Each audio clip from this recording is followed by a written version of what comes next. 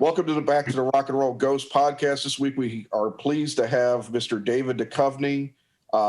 He's here talking about his new album, Gestureland, which is out in August. And it's his third release. He's also a novelist with 4 novels, and he also has done some acting. You may have seen him in. How are you doing today, David? I'm great, thank you. Thanks for having me on. Oh, no, thank you, sir. It's like I said, it's an honor. So let me get right into the music. I've listened to all your albums now, which I got to be honest, until this year, I didn't realize you had been recording music. So forgive me for that. That's the way I like it. You like people not knowing you're doing music. And you started out with Hell or High Water in 2015, and 3 years later, Every Third Thought. A third thought. That's okay. It's all right. No, I typed it in I got looking at my notes and I typed it in wrong, and I'm like, anyway, sorry. Hey man, blame somebody else. Don't blame yourself. No, I'm blaming myself because I don't have anybody else. So, and blame then my fingers. I blame my fingers. Yeah. And so now we have Gestureland, which is coming out. Mm-hmm. Where do you see yourself in the progression? I mean, you started music not that long ago in the scheme of things. No. Where do you see your progression from starting to your first album to now, and what has changed from your first album to now? I think, the first album it really is indicative of how I started making music, which would just be me sitting in a room somewhere, trying to get some chords that I think sound good, and then all of a sudden hearing a melody and then putting words on that melody. So the sound, because I found my band to make the first album, mm-hmm. and they were somewhat, they felt they were there in order to like service my idea or my sound, which I didn't have one. I didn't have a sound. I am a rudimentary guitar player with a limited voice. So I did not have a sound that I was trying, that they were going to figure out.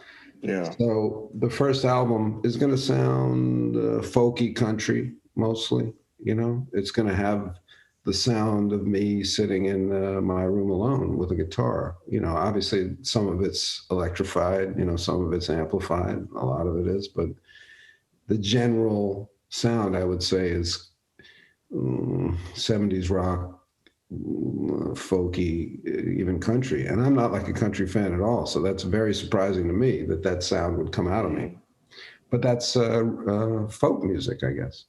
Mm-hmm. So after that, and obviously rock music comes out of folk music, rhythm and blues, rock, folk, so they're all tied together. And then, as we got to know each other better and lose respect for one another in some way with familiarity, but also respect one another's idiosyncrasies, we began to function more as a band, not only playing, but as songwriters or as producers and arrangers. So I opened up, my imagination. I got more confidence in saying, I'm hearing it like this, even though I couldn't particularly sing it, or I couldn't play it, or I didn't even know the musical terms to give them. But I would say, oh, here's a song. What's happening here is what I want to happen here. And as I got more comfortable, like not giving up on getting that sound, like, cause sometimes they're from a different generation. They have different musical reference points. Sometimes I kind of give up in the beginning, like, okay, that's not going to quite get there, whatever. Or maybe I'm wrong. Maybe it shouldn't get there. And I think they would be the same. They'd give up trying to like push me in a certain direction. And we've gotten to be more and more a band, more and more a creative entity, rather than just kind of me filtering myself through them or them augmenting me in some way. So I see the progression as that, and that musically, I probably have grown just by being in association with them and by going through the process of what it is to write and record songs, which I'd never done, obviously, in the first time through. And I've worked on my singing hard, way more than my guitar playing, which is too bad, because I think I was getting to be okay, I guess. But now I gotten worse, because especially when we were touring and recording, my focus is not on playing; it's on singing the songs. Right, because your focus on playing is more when you're trying to come up with something. That's the only focus. I don't have any attachment to myself as a good player, or ego, or anything. That's probably good. I really see it as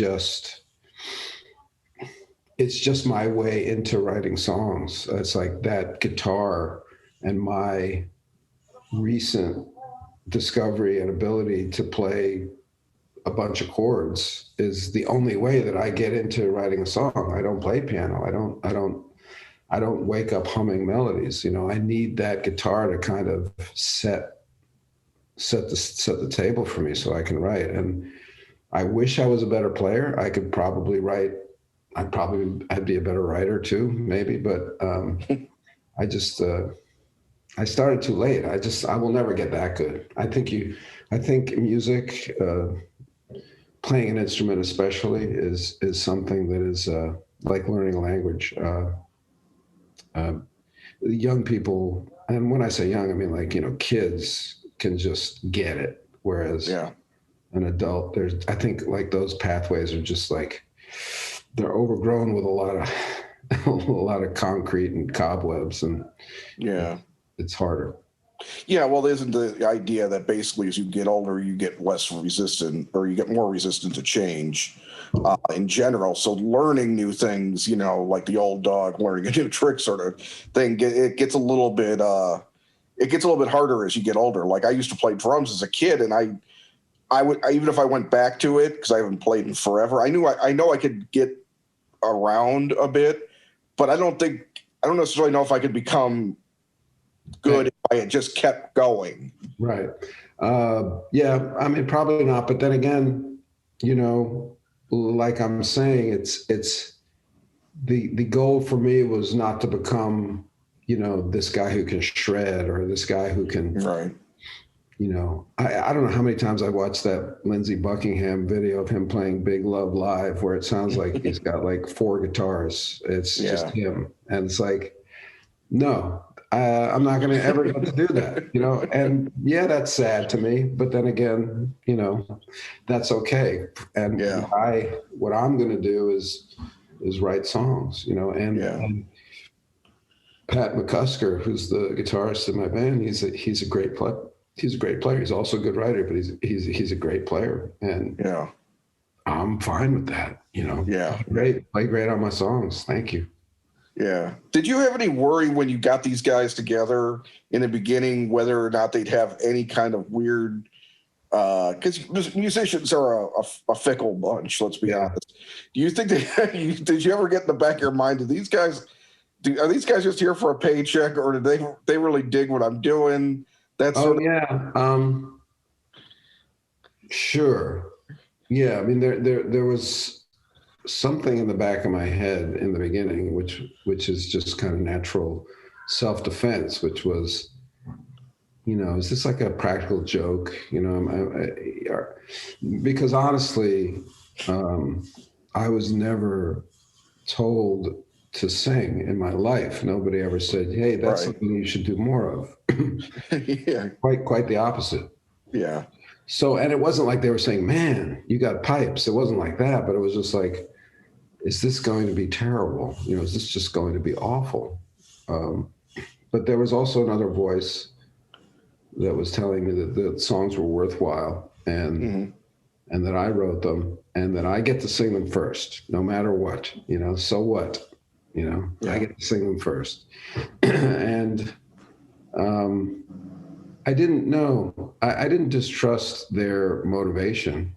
What we had to overcome a little bit was, I think, what I might have said earlier, was their kind of distance of just letting me work it out alone, or not pushing harder on something, or not or not pitching an idea because they didn't want to offend me. Whereas I didn't have a big ego around these songs. I just have my taste. Mm-hmm. Really, it's just my taste. It's something either is going to strike my ear a certain way or it's not. And that comes from listening to the music and loving the music that I grew up loving. It's not, I wouldn't say it's good taste or it's bad taste. It's my taste. And it's the kind of music, it's the kind of music that I want to make. It's the kind of music that my ear wants to hear, so that's what I'm going off of. And they're younger than me. They grew up in a different time. Their ear is probably a little different than mine, even though I'm sure they have an appreciation for the bands and the sounds that I love. It wasn't the soundtrack of their youth or whatever. So there's a little like shadow boxing there and a little tiptoeing around each other, where I'd say, I fucking hate that sound. That sound. No, leave that in your generation, or they'd say, that sounds hokey to me. That sounds like 70s hokey to me, and I'd be like, cool. Let's figure out something else. Well, that's cool that you ended up being able to have that honesty, because that's really the only way of any kind of functioning band, even though it's your band, is going to get anywhere. You're not going to, you're not going to get anywhere to make music together if you're just saying, well, just play my shit and, that's it. I don't want to hear from you. You know what I mean? Yeah. Yeah. I mean, sometimes I'll say, hey, can you, because they all went to Berkeley, and I'll say, can you just throw in one of those expensive Berkeley chords there, that I don't know, one of those diminished minor major 7/9 chords somewhere in there. That's funny. Well, with regards to Every Third Thought, I thought it was definitely a big progression from the first album. Right. And I was telling Erica in an email, sorry, that's a little baseball, that I put 2 of the tracks on. I have this massive driving playlist that I use because I do a lot of driving. So I put 2 of the tracks on there, and when Gestureland comes on, like the streaming services, I'm going to put Nights Are Harder These Days at PCH. Oh, nice. Because I really responded to those songs a lot. What were the songs that you had from Every Third Thought? Driving? The title track and Maybe I Can't. Maybe I Can't, especially, I really loved. Oh, yeah, that's an interesting song, because there's no way I wrote that guitar in the beginning. I wrote the chord progression, but that's Pat. And then that song really evolves, because I always liked it. From it was one of the earlier songs that I wrote, and I remember I wrote it by having like an F. I had like an F shape, but I don't like the classic F shape because of that little bar. I don't know. Do you know anything about guitar? You play it? I know a little bit. My son plays guitar, and anything I learned came from him. So anyway, so it's a funky little, like, it's a two string bar that you got to do with your index finger. It's tricky. But you can play like an F major 7 if you just play the B string and leave the E open. So I was kind of cheating and doing that, and I was just pulling it up 2 frets into kind of a G. But I don't even know. It's not even a chord, but I was using the same shape. I was doing that. So this is the kind of stuff I would do because I don't know any better. And sometimes you can stumble onto stuff that's really cool this way. Exactly. And then I went to a C major 7, which I loved that chord when I was first starting out. And then I pulled that up 2 frets. So I just started doing this thing where I was going like F major 7, kind of a G major 7, C major 7, kind of, what would that be? A D major 7? I don't know what that is over there. And that's really the whole song. Yeah. And then Pat plays it beautifully. Now, as somebody that's rudimentary on guitar, as you said, do you just have a good memory as far as like when you're working it out on a demo, to remember where you accidentally came up with these things when you're showing it to the other guys? Depends on how long has passed. In fact, I have a couple of things on my phone, because I'll always, if I hit on something that I'm liking, but I'm not writing the song right now, I'll record it on my GarageBand, but I don't like do anything else on it. I just record it. Yeah. And then I'll usually say the chords. I'll just sing the chords, D-7, C, F, C, G.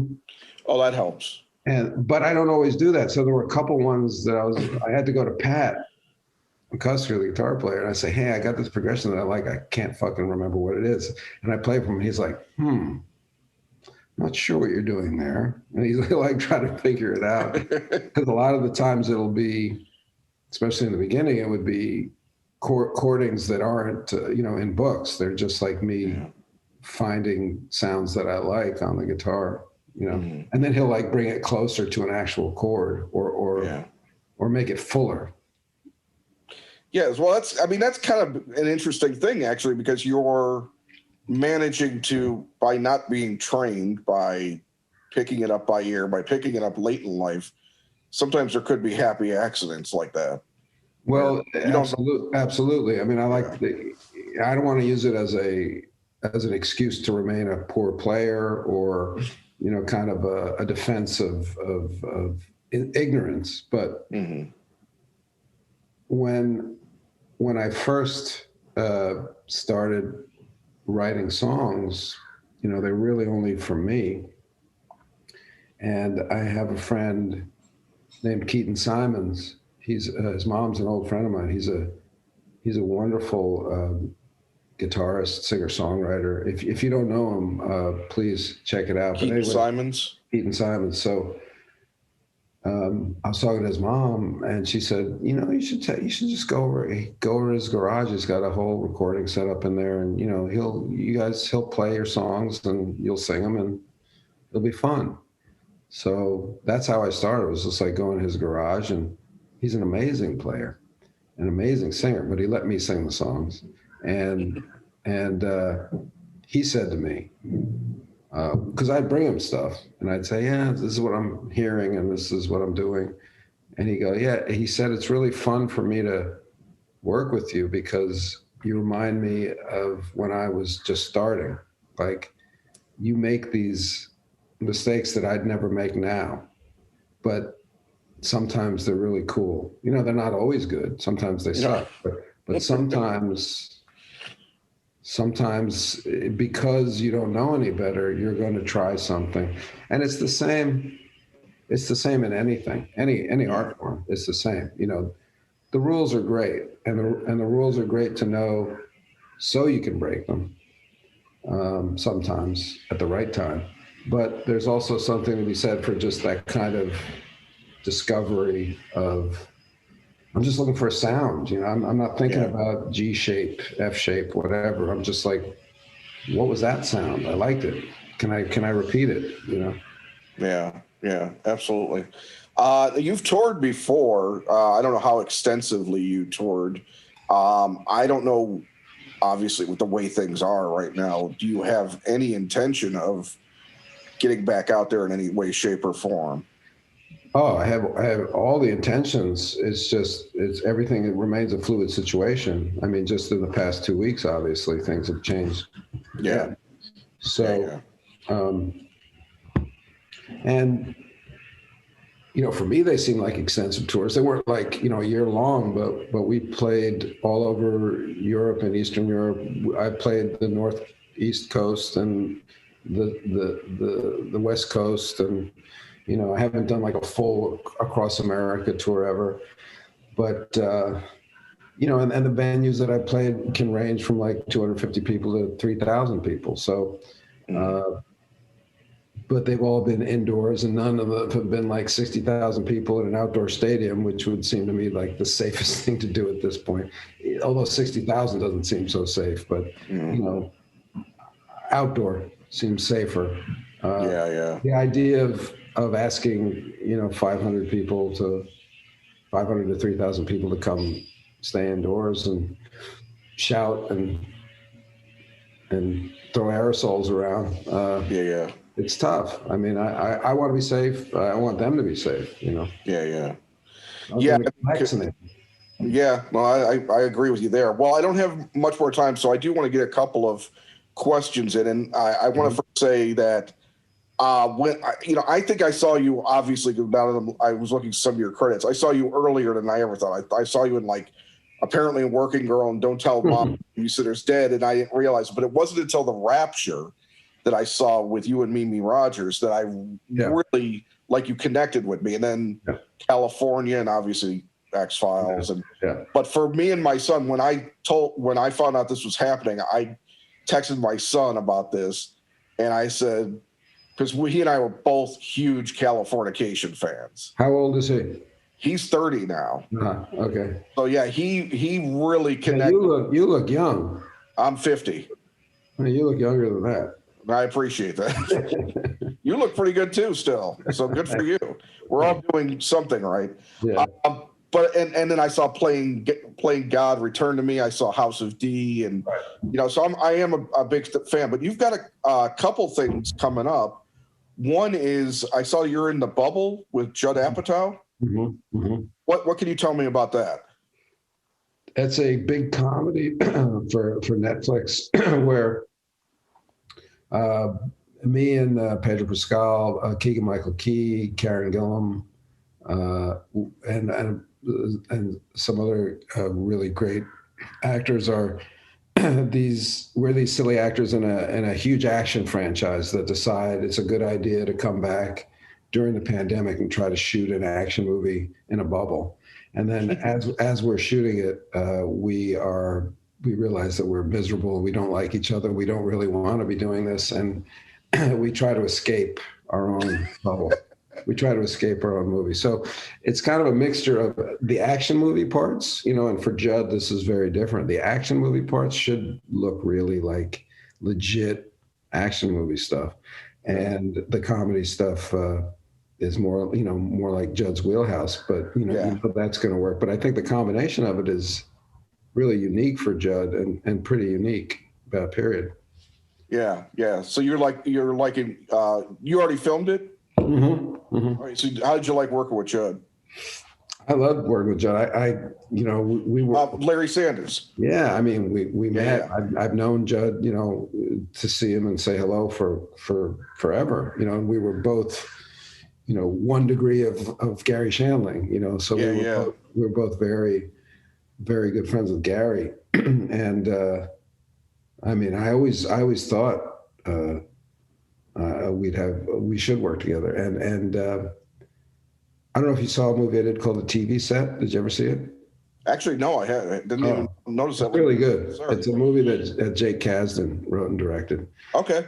And in it, I basically played Judd Apatow, but this was before Judd was a household name.